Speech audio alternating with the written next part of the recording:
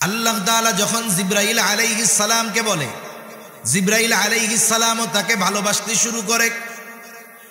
এরপরে আসমানের বাসিন্দাদের মধ্যে ঘোষণা করে দেয়, ও আসমানের বাসিন্দারা, দুনিয়ার অমুক ব্যক্তি ওকে আল্লাহ ভালোবাসে, আমি ভালোবাসি, তোমরাও ভালোবাসো। এইবার আসমানের ফেরেশতারা তাকে ভালোবাসতে শুরু করে। হায়রে, অনেক মানুষ আছে এই দুনিয়ার মানুষ তাদেরকে চিনে না, দুনিয়ার মানুষ তাদের চিনে না, তারা এই দুনিয়ার সেলিব্রিটি না, কিন্তু ওই মানুষগুলোকে দুনিয়ার মানুষ না চিনলেও আসমানের বাসিন্দারা তাদের নিয়ে আলোচনা করে। নবীজি বলেন, এবার আসমানের বাসিন্দারা তথা ফেরেশতারা তাকে ভালোবাসতে শুরু করে, সে পরিচিত ব্যক্তি হয়ে যায়। এইবার আল্লাহ তাআলা কি করেন, দুনিয়ার মানুষের অন্তরে ওই ব্যক্তির গ্রহণযোগ্যতা আর ভালোবাসা আল্লাহ ঢুকায়া দেয়। দুনিয়ার মানুষও তাকে ভালোবাসতে শুরু করে। শুধু তাই না, অনেক মানুষকে আমরা ভালোবাসি কিন্তু তার গ্রহণযোগ্যতা আমাদের মধ্যে নাই, কিন্তু আল্লাহ তাআলা তাকে মানুষের মধ্যে গ্রহণযোগ্যতাও দিয়ে দেয়, মানুষের অন্তরেও তার ভালোবাসা সৃষ্টি করে দেয়। এ দুনিয়ায় অনেক মানুষ এরকম গেছে যে তাদেরকে আমরা ভালোবাসি, তাদের গ্রহণযোগ্যতা আমাদের হৃদয়ের মধ্যে আছে। আমাদের আল্লামা আহমদ শফি রহমাতুল্লাহি আলাইহি আছেন নাকি দুই একজন? না হুজুর, ভালোবাসি না। আছেন নাকি এই জায়গায়? দুই একজন তো নাই মনে হয়, অন্য জায়গায় থাকে, এই জায়গা তো নাই। আমরা সবাই তাকে ভালোবাসি। আপনাদের কাছে কি ওনাকে অগ্রহণযোগ্য ব্যক্তি মনে হয়? তার মানে দেখেন, উনি আমাদের কোনোদিন চা খাওয়ায় নাই, ওনার ছেলেরা আমাদের এসে বলে নাই যে চা খাওয়াইলাম আমার আব্বার একটু ভালোবাসেন, কিন্তু ওই যে আসমানের মালিক তাকে ভালোবাসে, আসমানের বাসিন্দারা তাকে ভালোবাসে। এই জন্য দুনিয়ার মানুষ যারা, তাদের অন্তরেও তার গ্রহণযোগ্যতা আর মোহাব্বত আল্লাহ ঢুকাইয়া দিছে। সুবহানাল্লাহ বলেন। তাহলে যে কথার থেকে গেলাম, নবীর অনুসরণের মাধ্যমে আল্লাহর ভালোবাসা পাওয়া যায়, নবীর অনুসরণের মাধ্যমেই জান্নাতে যাওয়া যায়, এই কথাই নবীজি জানায়া দেন। মান আতাআনি দাখালাল জান্নাহ ওয়া মান আসানি ফাকাদ আবা। নবীজি বলেন, যে আমার আনুগত্য করবে জান্নাতে প্রবেশ করবে, আনুগত্য যে করবে না আবা উম্মত সে জাহান্নামে যাবে। সর্বোপরি কথা হলো, নবীজির সুন্নতকে মহব্বতের সাথে অনুসরণ করলে নবীকে ভালোবাসা হয়, সাথে সাথে নবীর সাথে জান্নাতে থাকা যায়। এইটার চাইতে বড় নিয়ামত আর সাহাবায়ে কেরাম অন্য কিছুরে মনে করতেন না। হযরত আনাস রাদিয়াল্লাহু তাআলা আনহু থেকে বর্ণিত, গ্রাম্য এক সাহাবী আসছে, গ্রাম্য এক ব্যক্তি আসছে নবীজির কাছে। গ্রামের মানুষ তো সহজ সরল, সে কে বড় মানুষ ওই সব তো বুঝে না, সহজ সরল মানুষ আইসা যা মন চায় তাই কইয়া দেয়। তা এইরকম গ্রামের কোন মানুষ আসলে সাহাবায়ে কেরাম অনেক সময় খুশি হইতেন, কারণ তারা নবীর কাছে থাকতেন, নবীর প্রতি তাদের তাজিম মোহাব্বতের কারণে অনেক কিছু জানতে মন চাইলেও জিজ্ঞাসা করতে ইতস্তবোধ করতেন। কিন্তু দেখা যাইতো গ্রামের থেকে এক লোক আইসা ধুলা ঝাড়তেছে আর কইতেছে, ইয়া রাসূলুল্লাহ এটা কেমনে হইব। তার মানে এইরকম লোক আসলে অনেক সময় তারা খুশি হইত। এরকম নবীজি একজনের সাথে কথা বলতেছে। আদব হইল কি, যখন আপনি কারোর সাথে কথা বলবেন, কথা শেষ হওয়ার পরে আপনাকে আমার কিছু জিজ্ঞাসা করতে হবে বা বলতে হবে। এখন গ্রামের মানুষ তো এটা তো বুঝে না, সহজ সরল মানুষ। নবীজি কথা বলতেছে আর সে নবীজির কে আইসা জিজ্ঞাসা করে, ইয়া রাসূলুল্লাহি মাতাস সাআ, ইয়া আল্লাহর রাসূল কিয়ামত কখন হবে। বলার ভাবটা এইরকম, কথার বাচন ভঙ্গি এরকম যে সে কিয়ামতের জন্য রেডি, কিন্তু কিয়ামত আসতেছে না। বুঝেন নাই? আপনি হাটহাজারী গেছেন বা চিটাগাং শহরে জিসির মোড় গেছেন, এমনিই গেছেন, ঢাকা যাবেন, টিকিট কাটেন নাই, যা জিজ্ঞাসা করতেছেন গাড়ি কখন আসবে বা গাড়ি কখন আছে। এখন সে আপনারে বলল রাত 11টায়। এখন আপনি বললেন একটা টিকিট দেন তো, 11টার টিকিট কাটলেন। এখন 11টা পার হয়ে 11:30। এইবার আবার যে তাকে জিজ্ঞাসা করতেছেন গাড়ি কখন আসবে, বলেন তো টিকিট কাটার আগে গাড়ি কখন আসবে আর টিকিট কাটার পরে গাড়ি কখন আসবে? যদিও প্রশ্ন এক, উদ্দেশ্য কি এক নাকি? বাচনভঙ্গিও এক থাকবে না। প্রথমবার আপনি সংবাদ জানতে চাইছেন যে গাড়িটা আসবে কখন, সংবাদটা দাও। আর টিকিট কাটার পরে নির্ধারিত সময় পার হয়ে যাওয়ার পরে গাড়ি আসবে কখন জিজ্ঞাসা করার মধ্যে কথা নিহিত আছে কি, যাই মিয়া 11টায় গাড়ি আসার কথা, এখনো আসে না কেন? ঠিক কিনা বলেন? এখন ওই ব্যক্তির বলার ভাব হলো এরকম যে কিয়ামতের লেগে রেডি হইয়া আছি, কিয়ামত আয় না কেন? বলার ভাব এরকম আর যে কিয়ামত কখন আসবে। নবীজি ওই ব্যক্তির সাথে কথা শেষ করে বলতেছেন, কোথায় ওই ব্যক্তি যে আমারে জিজ্ঞাসা করলো কিয়ামত কখন হবে? গ্রাম্য ব্যক্তি বলে, ইয়া রাসূলুল্লাহ, আমি জিজ্ঞাসা করেছি। নবীজি এইবার তাকে পাল্টা প্রশ্ন করতেছেন, মা আদাত লাহা,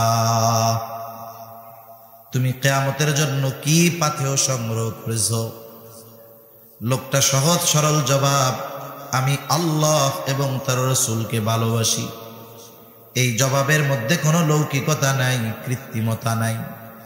নবীজি তাকে বললেন, আল মারউ মাআ মান আহাব্বা। লোকটা এই জবাব শুনে বাড়ির দিকে হাঁটা শুরু করে দিল। একটু দেখেন, প্রশ্ন ছিল কি, জবাব শেষ হইল কি? শুরু হইছে কিয়ামত কখন হবে, আর শেষ কথা হইল যে যাকে মোহাব্বত করে তার সাথে অবস্থান করবে। লোকটা বাড়ির দিকে হাঁটা দিছে।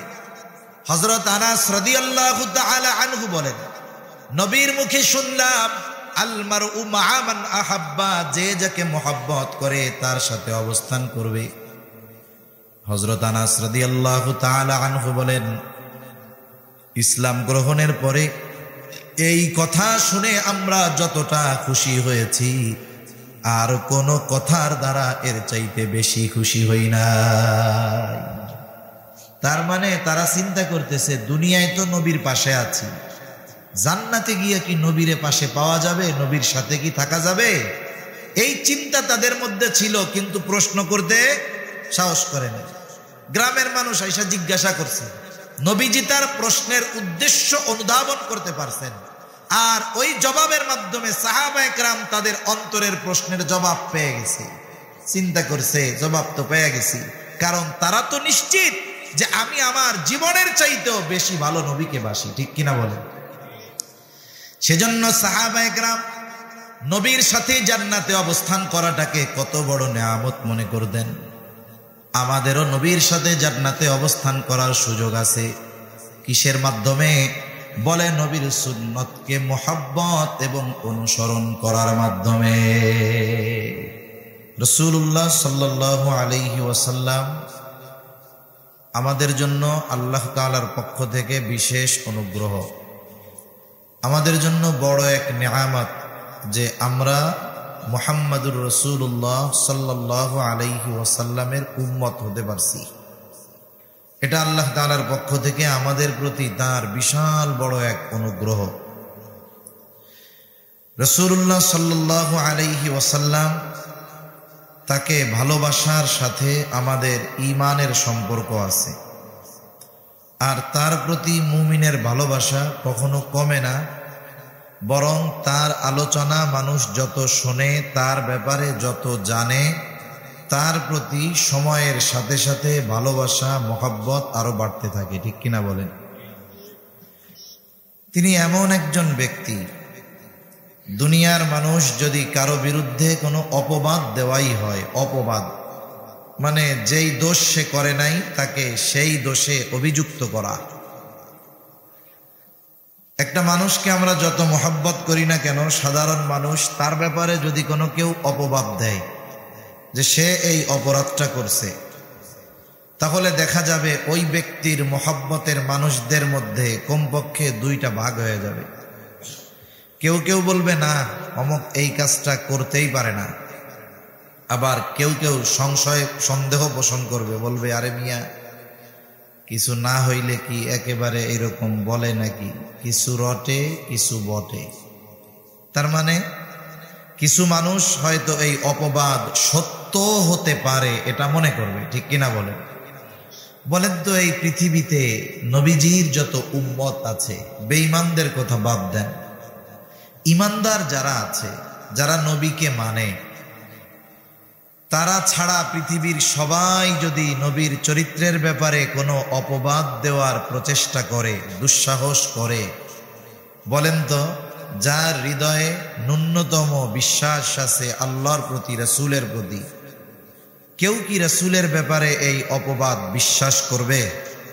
বিশ্বাস তো বহুদূর, সন্দেহ করবে? করবে না।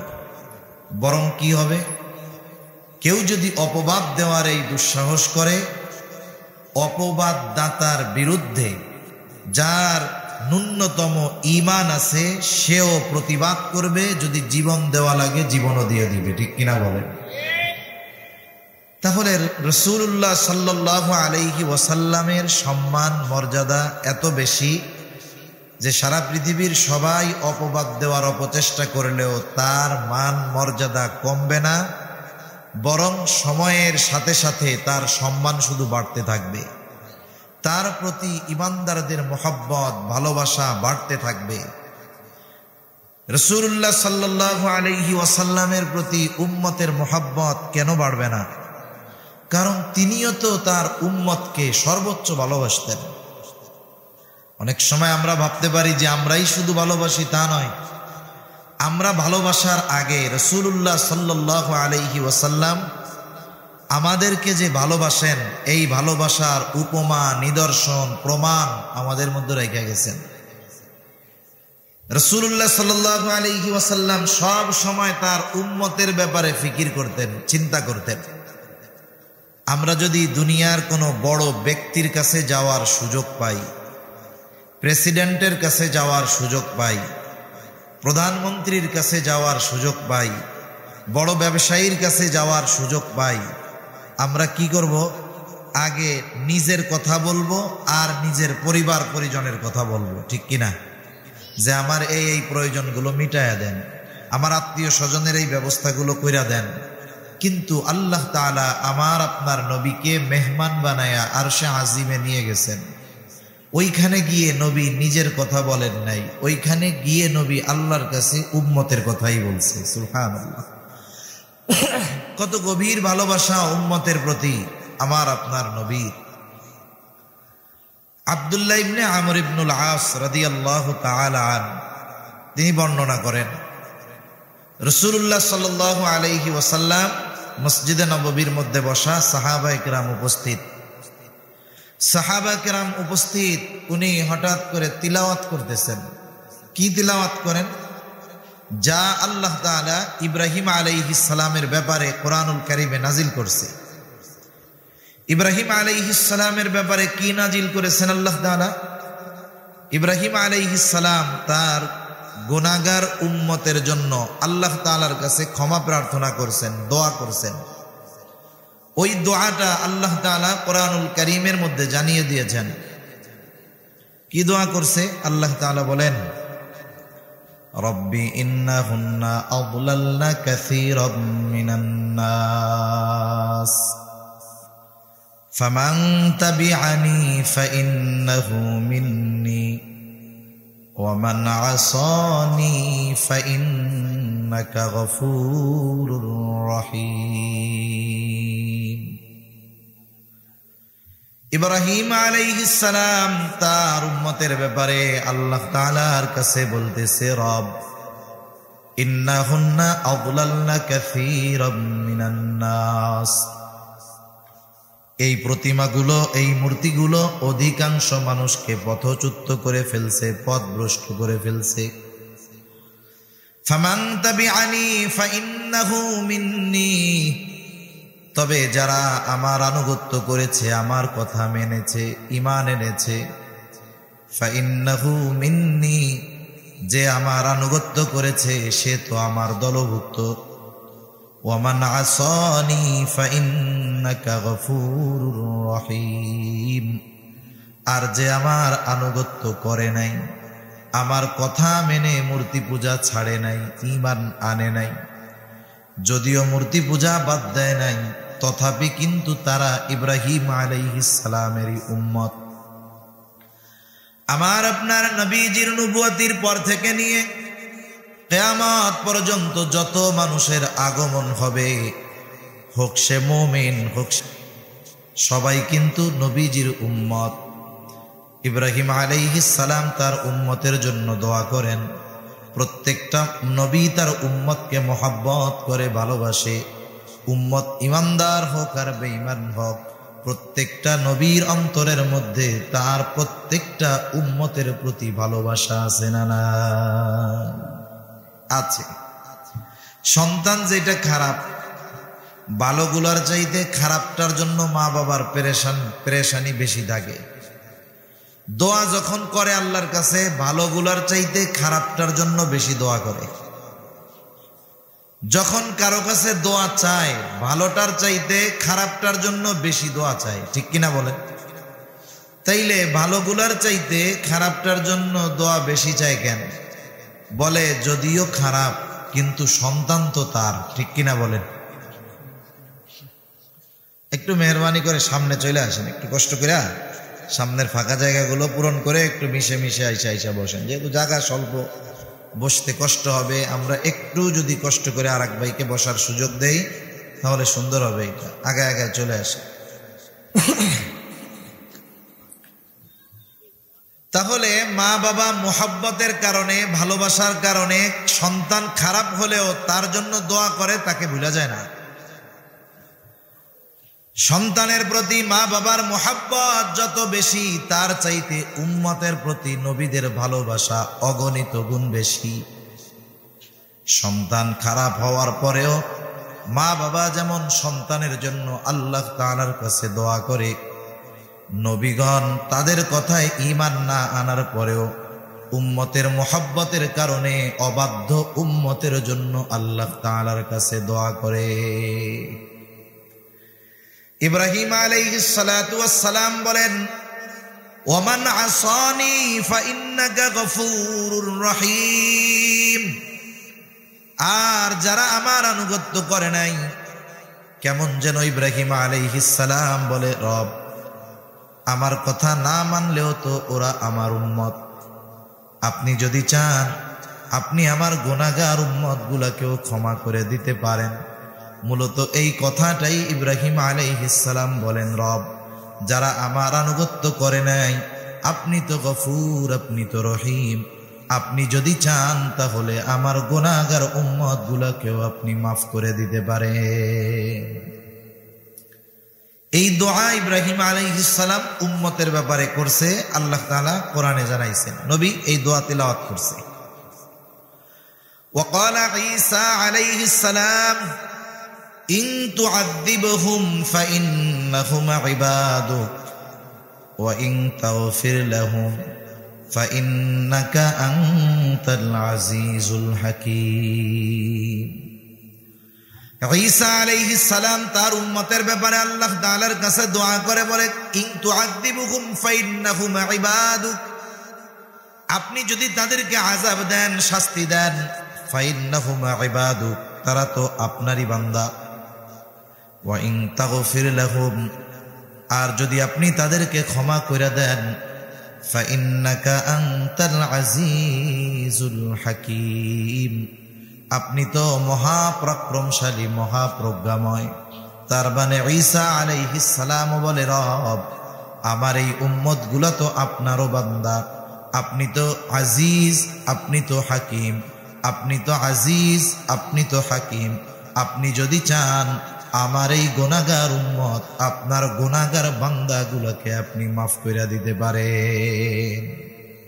দুই নবী তার গুনাহগার উম্মতের ব্যাপারে ক্ষমা চেয়ে আল্লাহ তাআলার কাছে দোয়া করছে। এমনিই তো নবীজি সব সময় উম্মতের চিন্তা করেন, এরপরেও কিছু সময় আসে চিন্তাটা একটু বেশি গভীরভাবে আসে।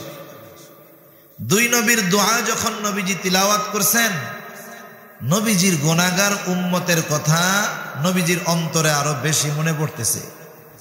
উম্মতের চিন্তা, উম্মতের মোহাব্বত নবীজির অন্তরে ঢেউ উঠায় দিচ্ছে।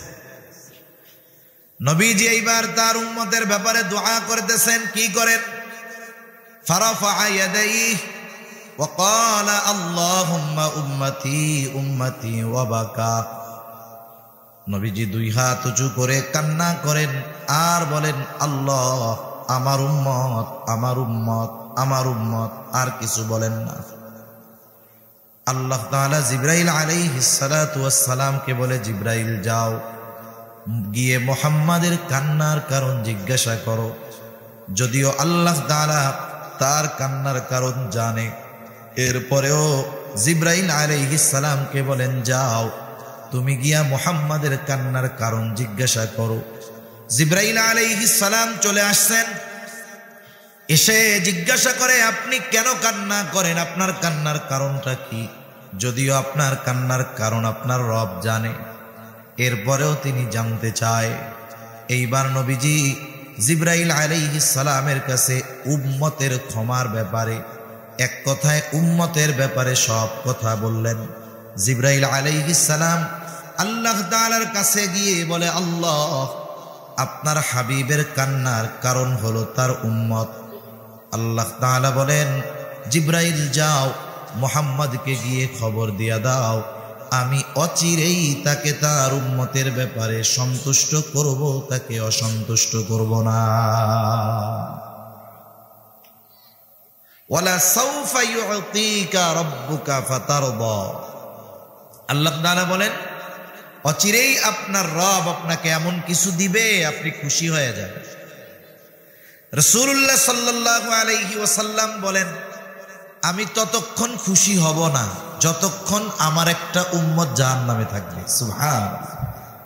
তার মানে উম্মত যদি নাজাত পেয়ে যায়, এতেই রাসূলুল্লাহ সাল্লাল্লাহু আলাইহি ওয়াসাল্লাম খুশি। হাশরের ময়দানে নবীজি উম্মতের চিন্তায় বিভোর থাকবেন। আপনি আমি কাকে নিয়ে ফিকির করি, কাকে নিয়ে চিন্তা করি? যাকে মহব্বত করি, যাকে ভালোবাসি, তাকে নিয়ে। নবীজি উম্মতকে ভালোবাসেন বিদায় নবীজি উম্মতের জন্য চিন্তিত থাকবেন সব জায়গায়। আসল বাস্তবতা হলো, দুনিয়ায় আমাকে আপনাকে যারা ভালোবাসে, এ ভালোবাসার কোনো ভিত্তি নাই, এ ভালোবাসার কোনো স্থায়িত্ব নাই। এই দুনিয়ায় অনেক সময় বাবা মুসিবতে পড়লে সন্তান কাইটা পড়ে যে এই বিপদ যেন আমাকে না ধরে।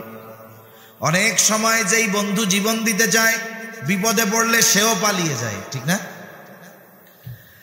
দুনিয়ার মুসিবত এটা তো ক্ষণস্থায়ী মুসিবত। আসল মুসিবত হলো কিয়ামতের দিন। দুনিয়ায় যারা আমাকে আপনাকে মহব্বত করে, কিয়ামতের ওই মুসিবতে তারা আমার আপনার কাছে কেউ থাকবে না। আল্লাহ তাআলা বলেন, ইয়াউমা ইয়াফিরুল মারউ মিন আখিহি ওয়া উম্মিহি ওয়া আবিহি ওয়া সাহিবাতিহি ওয়া বানিহি লিকুল্লি ইমরিইম মিনহুম ইয়াউমা ইদিন শা'নুন ইউগনি। সেই দিন ভাই ভাইয়ের থেকে পলায়ন করবে, ওয়া উম্মিহি ওয়া আবিহি, পিতামাতার থেকে পলায়ন করবে, ওয়া সাহিবাতিহি ওয়া বানিহি, স্ত্রী সন্তানদের থেকে পলায়ন করবে। অথচ একটা মানুষ যদি বাহিরে পরিশ্রম করে, কষ্ট করে, 10, 12, 14 ঘন্টা পরিশ্রম করার পরে যখন বাসায় ফিরে সন্তানের চেহারার দিকে যখন তাকায়, এই 14-15 ঘন্টার কষ্ট মুহূর্তের মধ্যে দূর হয়ে যায়, ঠিক কিনা বলেন? অনেক মানুষ আছে প্রবাসে থাকে, জিজ্ঞাসা করে কষ্ট হয়, কি মন চায়? বলে সন্তানের চেহারাটা দেখতে পারলে কষ্টটা দূর হয়ে যাইতো। দুনিয়ার পিতামাতা কষ্ট দূর করার জন্য সন্তানের চেহারা দেখে, মা বাবার চেহারা দেখে, স্ত্রীর চেহারা দেখে, সন্তানের চেহারা দেখে। আর কিয়ামতের কঠিন মুসিবতের ওই কষ্টের সময় কেউ চাইবে না কষ্ট দূর করার জন্য তাদের সন্তানদের দেখার জন্য, বরং ওই দিন দেখা হওয়াটাকে তারা আরো কষ্টের কারণ মনে করবে। এই জন্য কি করবে? পালাইতে থাকবে, কেউ কাছে থাকবে না। তাহলে দুনিয়ার মুসিবত এটা সাধারণ মুসিবত, আসল মুসিবত হলো কিয়ামতের দিন। প্রকৃত কল্যাণকামী কে? আসলে কে আমাকে আপনাকে মহব্বত করে? বাস্তবতা হলো মুসিবতে যে আমার পাশে থাকবে। কিয়ামতের ওই মুসিবতে বাবাও থাকবে না, মাও থাকবে না, স্ত্রীও থাকবে না, সন্তানও থাকবে না।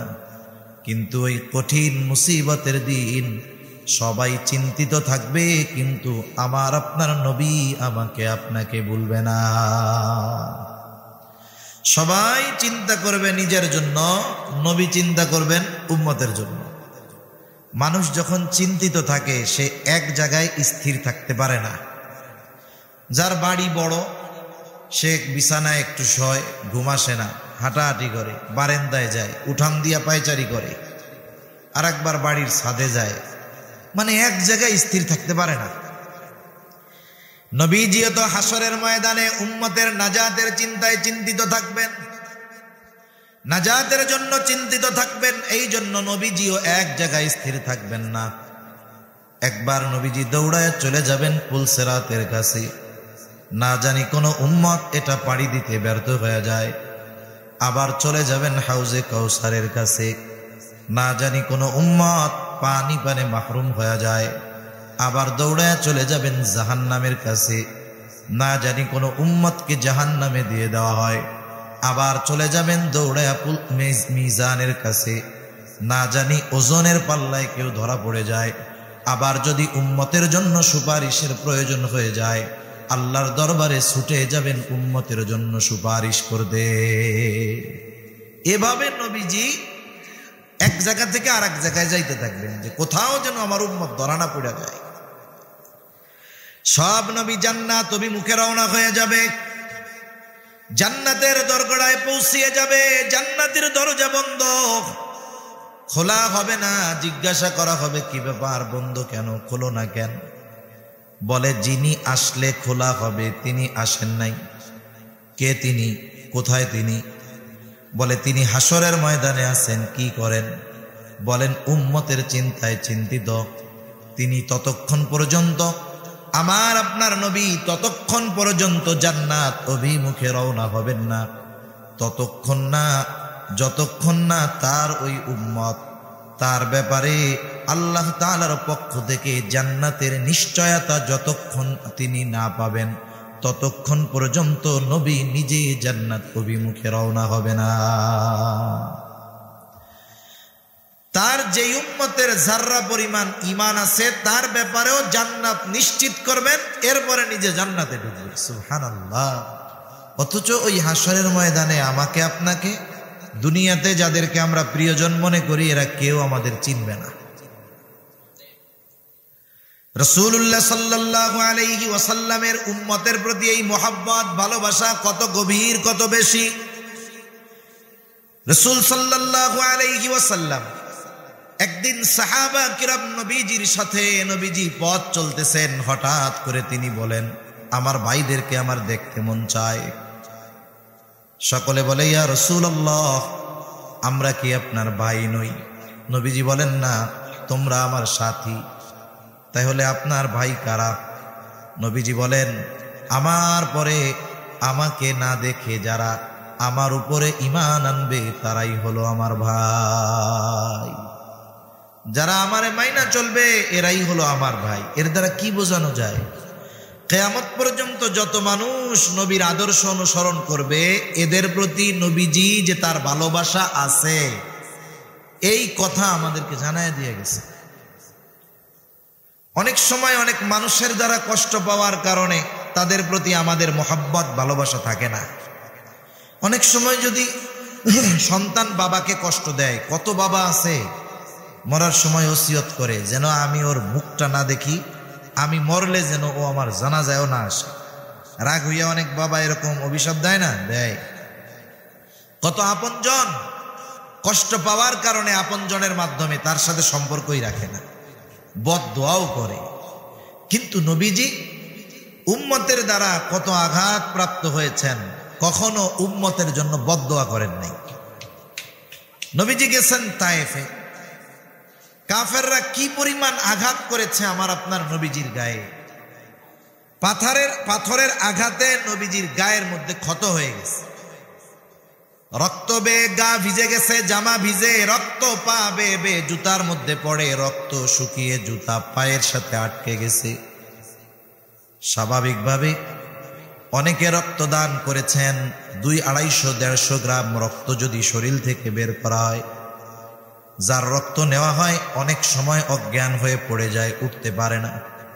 অথচ নবীজির গা দিয়ে কি পরিমাণ রক্ত বের হয়েছে, জামা ভিজে পা বেয়ে বেয়ে রক্ত পড়ছে, জুতা আটকে গেছে পায়ের সাথে রক্ত শুকিয়ে।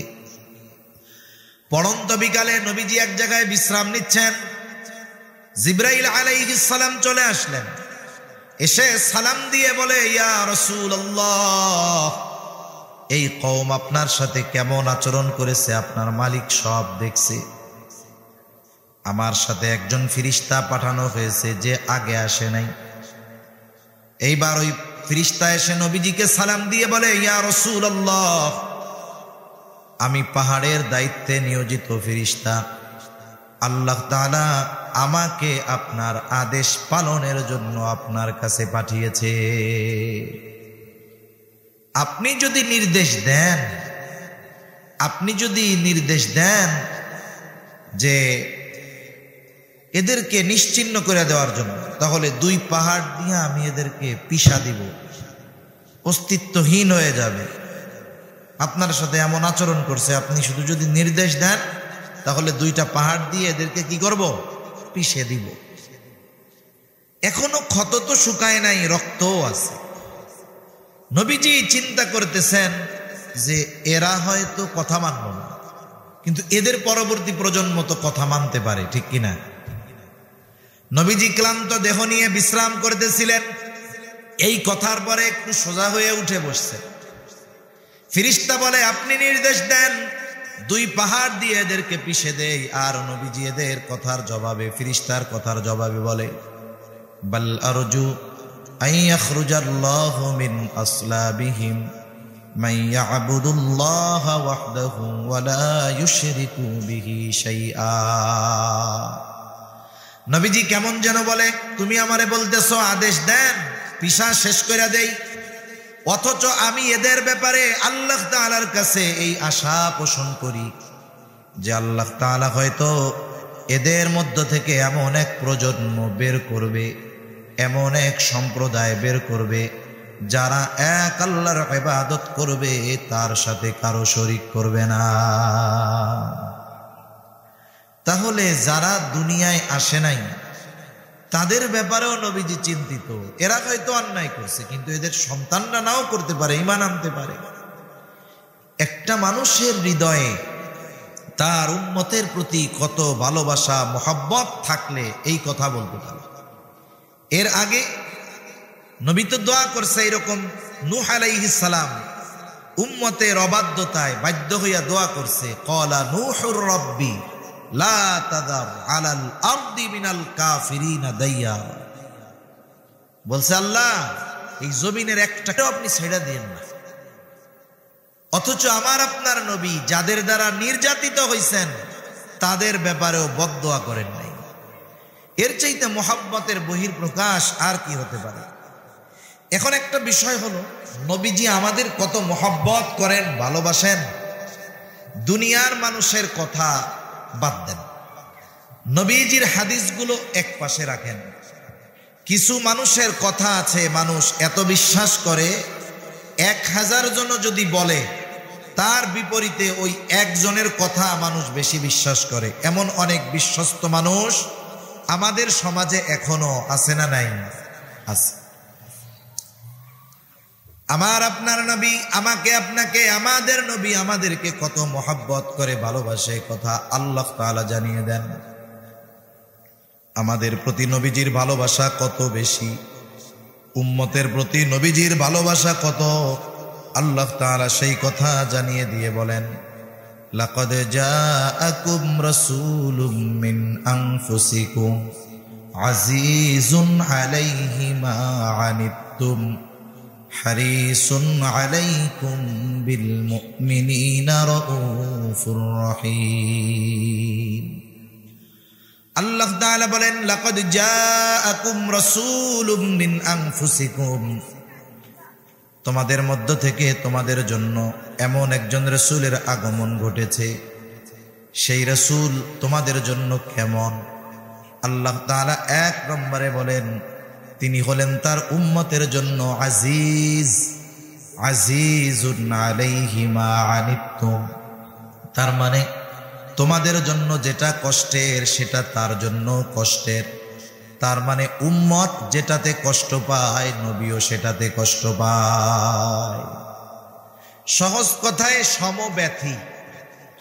সমব্যথী মানে উম্মতের ব্যথা নবীজি অনুভব করে, উম্মতের কষ্ট নবীজি অনুভব করে। এখন একজন আরেকজনের কষ্ট অনুভব করে কখন? বলে দুইজনের মধ্যে মহব্বতের গভীরতা বেশি হয় যখন।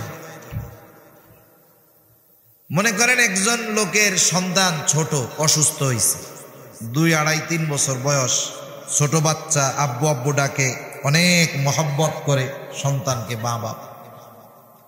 গভীর রাত, সন্তানের প্রচন্ড জ্বর উঠছে, গা ফেটে যাচ্ছে গরমে, চোখগুলো বের হয়ে যাচ্ছে মনে হয় যন্ত্রণায়। এই ছোট বাচ্চা কষ্টে আওয়াজ করতেছে, আহ আহ, অজ্ঞান হয়ে যাওয়ার মতো অবস্থা। গভীর রাত, দোকান খোলা নেই, ডাক্তারের কাছেও যাওয়ার উপায় নেই, অসুস্থ সন্তান। বলেন তো এই অবস্থায় মা বাবা ঘুমায় থাকবে নাকি? ঘুমায় থাকবে? থাকবে না। মা বাবা সন্তানের পাশে বসা, সন্তান জ্বরের তীব্রতায় উল্টাপাল্টা কথা বলতেছে, সেন্সলেস হয়ে যাওয়ার মতো অবস্থা। বলেন তো ওই অবস্থায় সন্তান জ্বরাক্রান্ত হয়ে যতটা কষ্ট পায়, তার পাশে বসে থাকা তার মা বাবা ওই সন্তানের চাইতে কষ্ট কম পায় নাকি? কম পায়? আরো বেশি পায় মা বাবা। কথা কি বুঝেন? আওয়াজ টাওয়াজ দিয়েন, চুপ করে আছেন। বলেন তো ওই সন্তানের তো অসুস্থতা, জ্বর, সে যা কষ্ট পায়, ওই সন্তানের পাশে বসে থাকা মা বাবা কষ্ট বেশি পায় না কম পায়? নিঃসন্দেহে বেশি পায়। এই বেশি পাওয়ার কারণ কি? আর একজনের সন্তান অসুস্থ হইলে আমার তো ওই পরিমাণ কষ্ট হবে না। যার সন্তান তার কষ্ট বেশি হয় কেন? বলে আমি ওনার সন্তানরে মহব্বত করি কতটুক, উনি তো বেশি মহব্বত করে, এই জন্য তার কষ্টটা সেও অনুভব করতে পারে। এখন বলেন, মা বাবা সন্তানের কষ্টে কষ্ট পায় মহব্বতের কারণে, নবী উম্মতের কারণে, কষ্টের কারণে কষ্ট পায়। মা বাবা সন্তানকে যতটুক মহব্বত করে, নবী তার উম্মতকে মহব্বত বেশি করে না কম করে? এজন্যই মহব্বতের কারণে উম্মতের জন্য যেটা কষ্টের, একথাই আল্লাহ তাআলা বলেন তিনি হলেন আজিজ, সমব্যথী। তোমাদের জন্য যেটা কষ্টের সেটা তার জন্য কষ্টের। 2 নম্বর, আল্লাহ তাআলা বলেন হারিসুন আলাইকুম, তিনি হলেন তোমাদের জন্য কল্যাণকামী। আমার আপনার নবী সব সময় উম্মতের জন্য কল্যাণ কামনা করতেন। সব জায়গায় উম্মতের জন্য যেন কষ্টকর না হয়ে যায় এই চিন্তা করতেন। এক হাদিসের মধ্যে আসছে, নবীজি বলেন আল্লাহ তাআলা প্রত্যেকটা নবীকে তার উম্মতের জন্য একটা স্পেশাল দোয়া করার সুযোগ দিয়েছে, এবং এই দোয়া কবুলের প্রতিশ্রুতিও আল্লাহ তাআলা দিয়েছেন। সব নবী তার উম্মতের ব্যাপারে ওই দোয়াটা দুনিয়ায় করে ফেলছে, আর আমার আপনার নবী ওই দোয়াটাকে সংরক্ষণ করে রাখছে। কিয়ামতের দিন, উম্মতের ওই কঠিন মুসিবতের দিন, আমার আপনার নবী উম্মতের জন্য সুপারিশ হিসাবে ওই দোয়াটাকে করবে। কারণ নবী জানেন এই দোয়াটা দুনিয়ায় করার চাইতে আখিরাতে যদি করা হয় আমার উম্মতের জন্য কল্যাণ বেশি হবে। এজন্য নবী সব সময় উম্মতের কল্যাণের বিষয়ে খেয়াল রাখতেন, কল্যাণকামী ছিলেন নবী, এটা সবার জন্য। তবে মুমিনদের জন্য নবীজি তো স্পেশাল কোনো কিছু। আপনি আপনার আত্মীয়র সন্তানদের যতই মহব্বত করেন না কেন, নিজের সন্তানের চাইতে বেশি করবেন না। কেউ করবে বলেন? কেউ করবে না। রাসূল সাল্লাল্লাহু আলাইহি ওয়াসাল্লাম সব উম্মতকে ভালোবাসেন, কিন্তু যেই উম্মত ঈমান আনছে তাদেরকে বেশি ভালোবাসবেন, এটাই স্বাভাবিক। এই জন্য আল্লাহ তাআলা মুমিন উম্মতের প্রতি নবীজির স্পেশাল ভালোবাসার কথা বর্ণনা করতে গিয়ে আল্লাহ তাআলা বলেন বিল মুমিনিনা রাউফুর রহিম। মুমিন উম্মতের প্রতি নবীজির ভালোবাসা কেমন? আল্লাহ তাআলা বলেন, এই নবী তার মুমিন উম্মতদের জন্য হলো রউফুর রহিম। রউফ আল্লাহ তাআলার গুণবাচক একটি নাম, রহিম গুণবাচক নাম। দুনিয়ার কোন সৃষ্টি মাখলুক রউফুর রহিম হতে পারে না। কোন মানুষ রউফুর রহিম হইতে পারবে? কোন পীর সাহেব হইতে পারবে? কোন আলেম রউফুর রহিম হতে পারবে? নাউজুবিল্লাহ, শিরক হবে। কিন্তু উম্মতের জন্য নবীর ভালোবাসা কত বেশি! এই বেশি পরিমাণ ভালোবাসা আল্লাহ তাআলা উল্লেখ করতে গিয়ে নিজের সাথে যেই শব্দ ব্যবহার হয় ওই শব্দ নবীর সাথে ব্যবহার করছেন। সুবহানাল্লাহ বলেন। আল্লাহ তাআলা বলেন, এই নবী এমন নবী যে তার উম্মতের ব্যাপারে রউফুর রহিম, অতি সদয় পরম দয়ালু, অতি সদয় পরম দয়ালু। আল্লাহ তাআলা আমার আপনার নবী তার মুমিন উম্মতের প্রতি মোহাব্বত ভালোবাসার কথা বলতে গিয়ে বলতেছেন, এই নবী হলো তার মুমিন উম্মতদের জন্য অতি সদয় পরম দয়ালু। আমি আশা করি এতটুকুতে আমরা বুঝতে পেরেছি যে নবীজি আমাদের কত ভালোবাসেন। আপনারা কি বুঝতে পারছেন নবী আমাদের কত ভালোবাসে? বুঝতে পারছেন? নবী এত ভালোবাসে। এই ভালোবাসার কথা প্রকাশ করতে গিয়ে আল্লাহ স্বাভাবিকভাবে এই কথা বলেন নাই যে এই নবী তার উম্মতকে ভালোবাসে। আল্লাহ যদি এতটুকুই বলেন, ভালোবাসা অনেক বড়, অনেক গভীর, এতেই বোঝা যায়। কিন্তু এই ভালোবাসার কত গভীরতা, কত মহৎ মহান এই ভালোবাসা উম্মতের জন্য নবীর, এটা বলতে গিয়ে নবীজির শানে আল্লাহ তাআলা নিজের গুণবাচক শব্দ রউফুর রহিম ব্যবহার করেছেন। এত ভালোবাসা যে এটার কুল কিনারা খুঁজে পাওয়া যাবে না, মহাসমুদ্রের তলদেশ খুঁজে পাওয়া যাবে, এভারেস্টের চূড়ায় বারবার পৌঁছানো যাবে, মহাকাশে চলে যাওয়া যাবে, কিন্তু উম্মতের প্রতি নবীজির ভালোবাসার গভীরতা পরিমাপ করা আমাদের সম্ভব নয়। এত ভালোবাসেন এই নবী। এখন যেই নবী আমাদের এত ভালোবাসেন, সেই নবীর ভালোবাসার প্রতিদান দেওয়ার দরকার আছে না নাই? আছে। নবী আমাদের এত ভালোবাসেন, সাথে সাথে নবীকেও আমাদের ভালোবাসা, এটা কিন্তু শুধুমাত্র আমলি বিষয় নয়, এটা ঈমানি বিষয়। নবীর ভালোবাসা যার মধ্যে নাই, এক নম্বরে সে তো অকৃতজ্ঞ, দুই নম্বরে তার ঈমানই ঠিক নাই। এই জন্য নবীর ভালোবাসার প্রতিদান আমাদের দেওয়ার দরকার। রাসূলুল্লাহ সাল্লাল্লাহু আলাইহি ওয়াসাল্লাম বলেন, লা ইউমিনু আহাদুকুম হাত্তা আকুনা আহাব্বা ইলাইহি মিন ওয়ালিদিহি ওয়া ওয়ালাদিহি ওয়ান নাসি আজমাইন। নবীজি বলেন, তোমাদের মধ্যে কেউ ততক্ষণ পর্যন্ত মুমিন হতে পারবে না যতক্ষণ না সে তার পিতা মাতা সন্তান সন্ততি এক কথায় সকলের চাইতে আমাকে বেশি ভালো না বাসবে। তার মানে সন্তানের চাইতে বেশি ভালোবাসতে হবে নবীকে, মা বাবার চাইতে বেশি ভালোবাসতে হবে নবীকে, স্বয়ং নিজের জীবনের চাইতে নবীকে বেশি ভালোবাসতে হবে।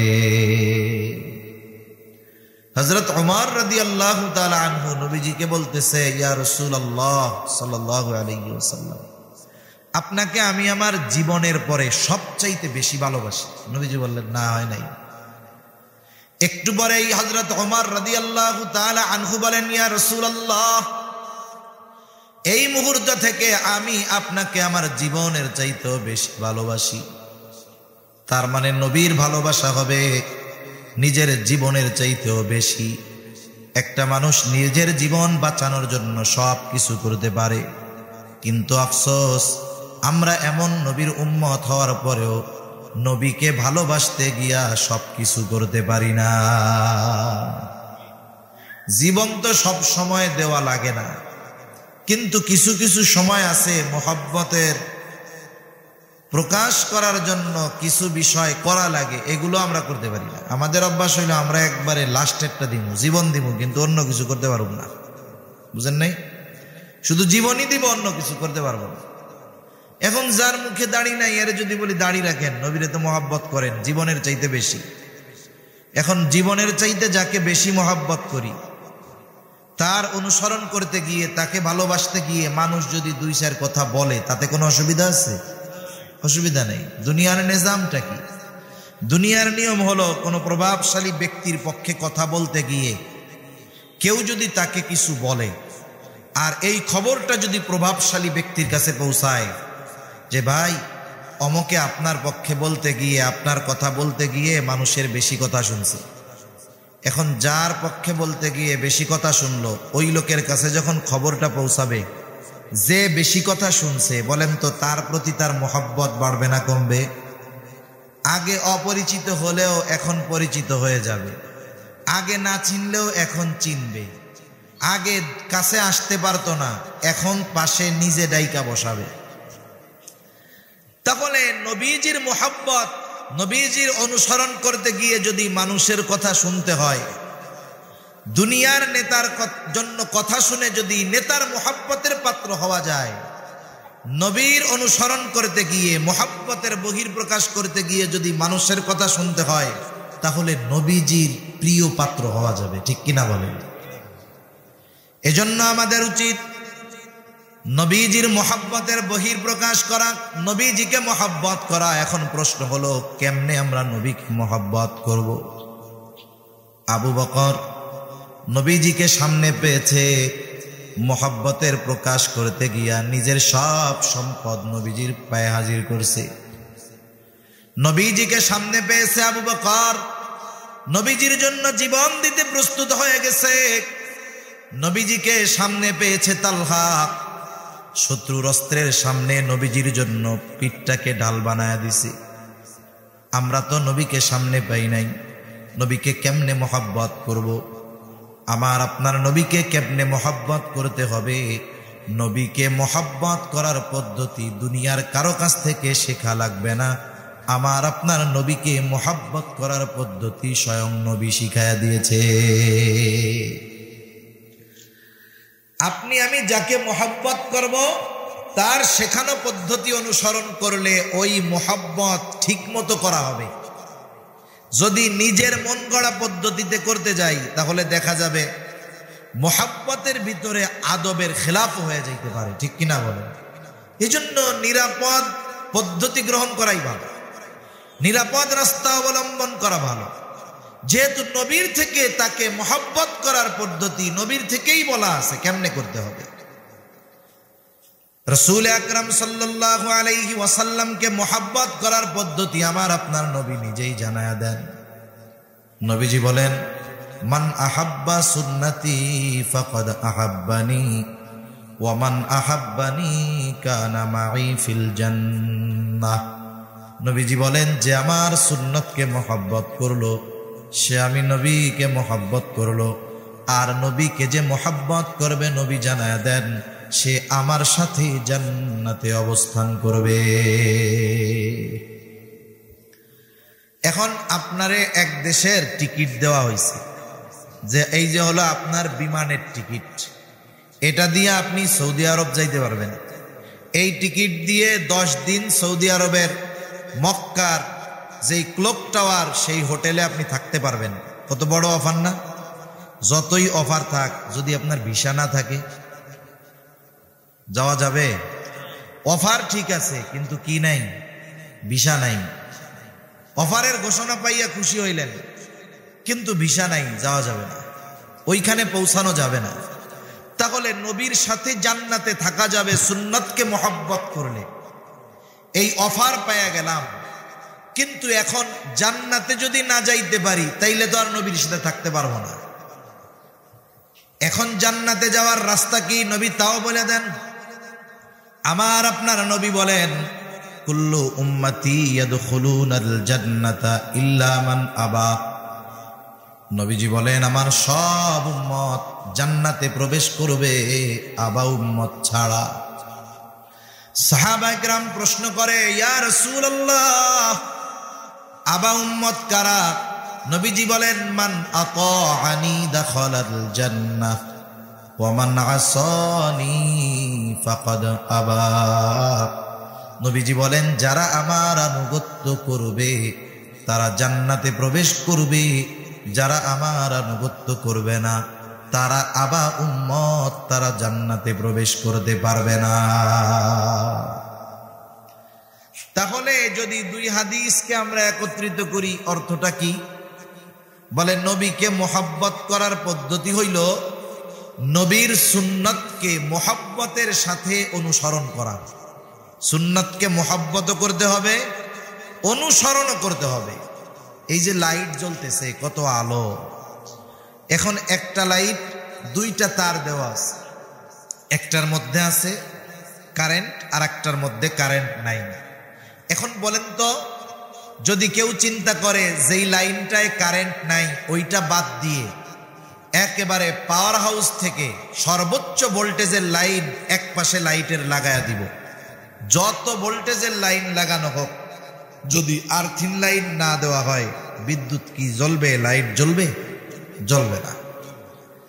দুই তার লাগবে এই লাইট জ্বালাইতে, দুইটা কানেকশন লাগবে। অনুরূপভাবে নবীর মোহাব্বতের বহির্প্রকাশ যদি করতে হয় তাহলে সুন্নাতকে মোহাব্বত করতে হবে, অনুসরণও করতে হবে। অনুসরণ এবং মোহাব্বতের মাধ্যমে শুধু নবীকে ভালোবাসা হয় না, নবীকে যে এই দুইটা অনুসরণ করে ভালোবাসার প্রমাণ দিতে পারে সে তখন আল্লাহর মোহাব্বতের পাত্র হয়ে যায়। আমরা চাই না যে আল্লাহ আমাদের ভালোবাসুক, চাই না? চাই। আল্লাহ তাআলা কোরআনুল কারীমের মধ্যে বলেন, আপনি বলেন ইন কুনতুম তুহিব্বুনাল্লাহ, তোমরা যদি আল্লাহকে ভালোবাসতে চাও, আমরা সবাই আল্লাহকে ভালোবাসতে চাই, তাইলে কি করবা? নবীজিকে আল্লাহ তাআলা বলেন, আপনি বইলা দেন ফাত্তাবিউনি, আল্লাহরে ভালোবাসতে চাইলে আমার অনুসরণ করো। তার মানে জান্নাতে যাইতে হইলে নবীর অনুসরণ, আল্লাহকে ভালোবাসতে হইলে নবীর অনুসরণ। এরপরে আল্লাহ তাআলা বলেন, হাবিব আপনি বলেন ফাত্তাবিউনি, তাহলে তোমরা আমার অনুসরণ করো। তাইলে কি হবে? তোমাদের আল্লাহকে ভালোবাসা নিয়ে চিন্তা করা লাগবে না। ইউহিব্বুকুমুল্লাহ, আমার অনুসরণ করার কারণে স্বয়ং আল্লাহ তোমাকে ভালোবাসবে। তোমরা আমার অনুসরণ করো, তাইলে কি হবে? ইউহিব্বুকুমুল্লাহ, তোমাদের ভালোবাসবে কে? আল্লাহ। দুনিয়ার বড় নেতা যদি একজনকে ভালোবাসে কত পাওয়ার, আর যদি আল্লাহ কোনো বান্দাকে ভালোবাসে তার চাইতে বড় পাওয়ারফুল আর কেউ আছে? আর কেউ নাই। হাদিসের মধ্যে আসছে, নবীজি সাল্লাল্লাহু আলাইহি ওয়াসাল্লাম বলেন, যখন কোন বান্দাকে আল্লাহ তাআলা ভালোবাসেন, আল্লাহ কোন বান্দাকে ভালোবাসে আয়াতের মাধ্যমে জানলাম, যেই বান্দা নবীর অনুসরণ করে তাকে আল্লাহ ভালোবাসে। এখন আল্লাহ ভালোবাসলে লাভ কি?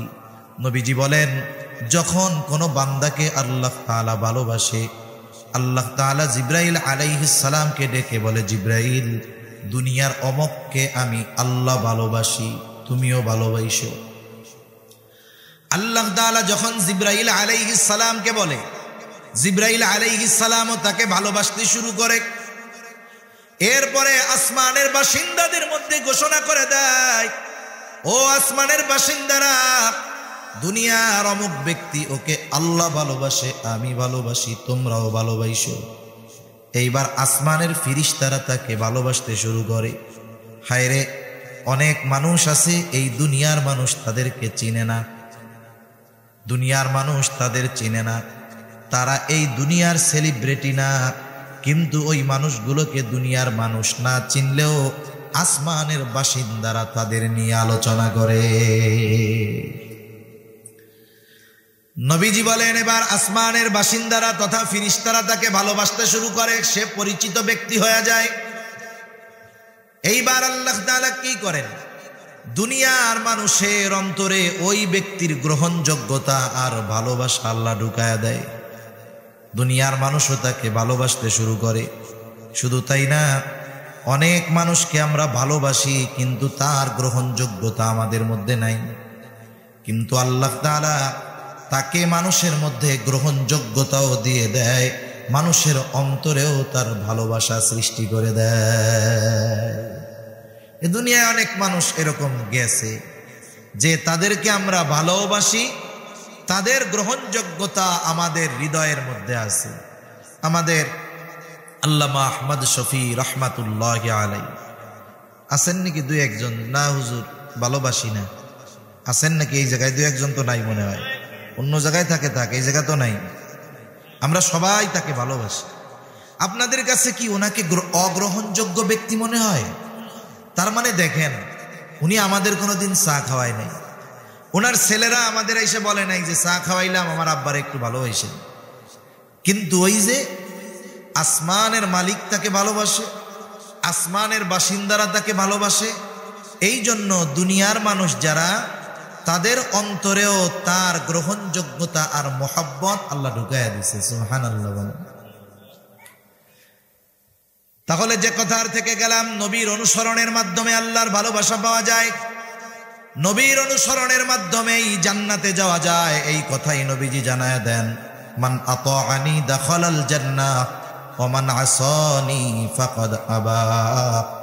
নবীজি বলেন, যে আমার আনুগত্য করবে জান্নাতে প্রবেশ করবে, আনুগত্য যে করবে না আবা উম্মত, সে জাহান্নামে যাবে।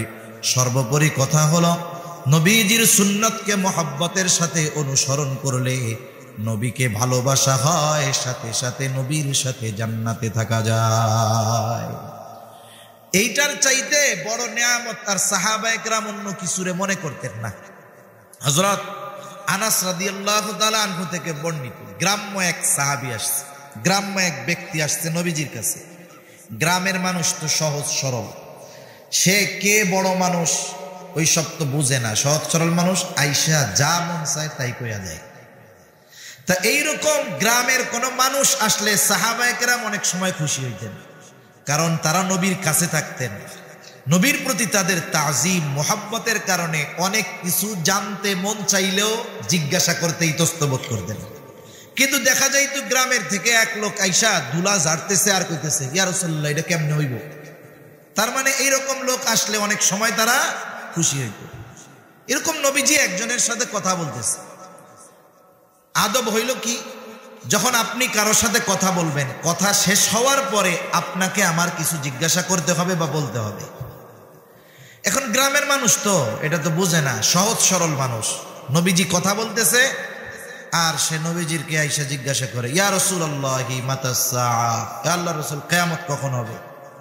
বলার ভাবটা এইরকম, কথার বাচন ভঙ্গি এরকম যে সে কিয়ামতের জন্য রেডি, কিন্তু কিয়ামত আসতেছে না। বুঝেন নাই? আপনি হাটহাজারি গেছেন বা চিটাগাং শহরে জিসির মোড় গেছেন, এমনিই গেছেন, ঢাকা যাবেন, টিকিট কাটেন নাই, যা জিজ্ঞাসা করতেছেন গাড়ি কখন আসবে বা গাড়ি কখন আছে। এখন সে আপনারে বলল রাত 11টায়। এখন আপনি বললেন একটা টিকিট দেন তো, 11টার টিকিট কাটলেন। এখন 11টা পার হয়ে 11:30। এইবার আবার যে তাকে জিজ্ঞাসা করতেছেন গাড়ি কখন আসবে, বলেন তো টিকিট কাটার আগে গাড়ি কখন আসবে আর টিকিট কাটার পরে গাড়ি কখন আসবে। যদিও প্রশ্ন এক, উদ্দেশ্য কি এক নাকি? বাচনভঙ্গিও এক থাকবে না। প্রথমবার আপনি সংবাদ জানতে চাইছেন যে গাড়িটা আসবে কখন, সংবাদটা দাও। আর টিকিট কাটার পরে নির্ধারিত সময় পার হয়ে যাওয়ার পরে গাড়ি আসবে কখন জিজ্ঞাসা করার মধ্যে কথা নিহিত আছে কি, জয় মিয়া 11টায় গাড়ি আসার কথা, এখনো আসে না কেন? ঠিক কিনা বলেন? এখন ওই ব্যক্তির বলার ভাব হলো এরকম যে কিয়ামতের লেগে রেডি হইয়া আছি, কিয়ামত আয় না কেন। বলার ভাব এরকম আর যে কিয়ামত কখন আসবে। নবীজি ওই ব্যক্তির সাথে কথা শেষ করে বলতেছেন, কোথায় ওই ব্যক্তি যে আমারে জিজ্ঞাসা করলো কিয়ামত কখন হবে। গ্রাম্য ব্যক্তি বলে, ইয়া রাসূলুল্লাহ আমি জিজ্ঞাসা করেছি। নবীজি এইবার তাকে পাল্টা প্রশ্ন করতেছেন, মা আদাত লাহা, তুমি কিয়ামতের জন্য কি পাথেয় সংগ্রহ করেছো। লোকটা সহজ সরল জবাব, আমি আল্লাহ এবং তার রাসূলকে ভালোবাসি। এই জবাবের মধ্যে কোনো লৌকিকতা নাই, কৃত্রিমতা নাই। নবীজি তাকে বললেন, আল মারউ মা'a মান আহাব্বা। লোকটা এই জবাব শুনে বাড়ির দিকে হাঁটা শুরু করে দিল। একটু দেখেন, প্রশ্ন ছিল কি, জবাব শেষ হইল কি। শুরু হইছে কিয়ামত কখন হবে আর শেষ কথা হইল যে যাকে মোহাব্বত করে তার সাথে অবস্থান করবে। লোকটা বাড়ির দিকে হাঁটা দিছে। হযরত আনাস রাদিয়াল্লাহু তাআলা আনহু বলেন, নবীর মুখে শুনলাম আল মারউ মা মান আহাব্বা, যে যাকে মোহাব্বত করে তার সাথে অবস্থান করবে। হযরত আনাস রাদিয়াল্লাহু তাআলা আনহু বলেন, ইসলাম গ্রহণের পরে এই কথা শুনে আমরা যতটা খুশি হয়েছি, আর কোনো কথার দ্বারা এর চাইতে বেশি খুশি হই না। তার মানে তারা চিন্তা করতেছে, দুনিয়ায় তো নবীর পাশে আছি, জান্নাতে গিয়ে কি নবীর পাশে পাওয়া যাবে, নবীর সাথে কি থাকা যাবে? এই চিন্তা তাদের মধ্যে ছিল, কিন্তু প্রশ্ন করতে সাহস করে না। গ্রামের মানুষ আইসা জিজ্ঞাসা করছে, নবীজি তার প্রশ্নের উদ্দেশ্য অনুধাবন করতে পারছেন, আর ওই জবাবের মাধ্যমে সাহাবায়ে কেরাম তাদের অন্তরের প্রশ্নের জবাব পেয়ে গেছে। চিন্তা করছে, জবাব তো পেয়ে গেছি, কারণ তারা তো নিশ্চিত যে আমি আমার জীবনের চাইতেও বেশি ভালো নবীকে বাসি, ঠিক কিনা বলেন? সেজন্য সাহাবায়ে কেরাম নবীর সাথে জান্নাতে অবস্থান করাটাকে কত বড় নেয়ামত মনে করতেন। আমাদেরও নবীর সাথে জান্নাতে অবস্থান করার সুযোগ আছে। কিসের মাধ্যমে? বলে নবীর সুন্নতকে মোহাব্বত এবং অনুসরণ করার মাধ্যমে। রাসূলুল্লাহ সাল্লাল্লাহু আলাইহি ওয়াসাল্লামের সুন্নাতের আলোকে যদি আমরা জীবন সাজাতে পারি, এক আদর্শবান জীবন আমাদের হবে। নবীজির আদর্শের আলোকে যদি জীবন সাজাতে পারি, আমাদের দুনিয়া আখিরাত উজ্জ্বল হয়ে যাবে। এজন্য নবীজির আদর্শ হলো সার্বজনীন আদর্শ। আল্লাহ তাআলা সেজন্য কোরআনুল কারীমের মধ্যে কথা বলেন, লাকাদ কানা লাকুম ফি রাসূলিল্লাহি উসওয়াতুন হাসানাহ, তোমাদের জন্য রাসূলের জীবন আদর্শের মধ্যেই উত্তম আদর্শ রয়েছে। এ কথাটা সবাই জানে, অমুসলিমরাও জানে, মুসলিমরাও জানে। শুধু তাই না, বিভিন্ন দিবসকে কেন্দ্র করে অনেক সময় অমুসলিম দেশের রাষ্ট্রপ্রধানরাও বিবৃতি দেয় না? কি বলে? অশান্ত পৃথিবীতে শান্তি আনার জন্য মুহাম্মদ সাল্লাল্লাহু আলাইহি ওয়াসাল্লামের আদর্শ অনুসরণ ছাড়া কোনো উপায় নাই। এই বক্তব্য বা বিবৃতি দিল মনে করেন বাইডেন অথবা মোদি, কত সুন্দর বিবৃতি দিছে। এখন অশান্ত পৃথিবীতে শান্তি আনার জন্য তারা কি নবীর আদর্শ গ্রহণ করবে? কিন্তু জানে যে এই আদর্শ অনুসরণ করলে শান্তি চলে আসবে। আমরাও জানি, কিন্তু সবাই মানি না। কিন্তু মানে কারা? কাদের জন্য বাস্তবে নবীজির জীবনের মধ্যে উত্তম আদর্শ আছে, কারা অনুসরণ করে? আল্লাহ তাআলা বলেন, লিমান কানা ইয়ারজুল্লাহা ওয়াল ইয়াউমাল আখিরা ওয়া যাকারাল্লাহা কাসীরা, যারা আল্লাহর ব্যাপারে, আখিরাতের ব্যাপারে আশাবাদী। তার মানে আল্লাহর প্রতি যথাযথ ঈমান যাদের আছে, আখিরাতের ব্যাপারে বিশ্বাস যাদের সুদৃঢ়, আর যারা বেশি বেশি আল্লাহ তাআলাকে স্মরণ করে, এই মানুষগুলোই তারা রাসূলের জীবন আদর্শকে বাস্তব জীবনে পরিণত করে নিজেদের দুনিয়া আখিরাতকেও সুন্দর করে তোলে। এজন্য আমি আপনি যদি পরিবর্তন না হই, আমার আপনার আখলাকের মধ্যে যদি পরিবর্তন না আসে, তাহলে সমস্যা অনেক। একে তো ঈমানি সমস্যা, দ্বিতীয় যদি আদর্শ নবীজিরটাকে ধারণ না করতে পারি, তাহলে দেখা যাবে যে এমন এক বিষয় হবে। আমরা অনেক সময় এখন বলা বলি করি যে নতুন দেশ নতুন করে আমরা সাজাবো। আমরা চাই ন্যায়পরায়ণতা, ইনসাফ ভিত্তিক সমাজ ব্যবস্থা হবে।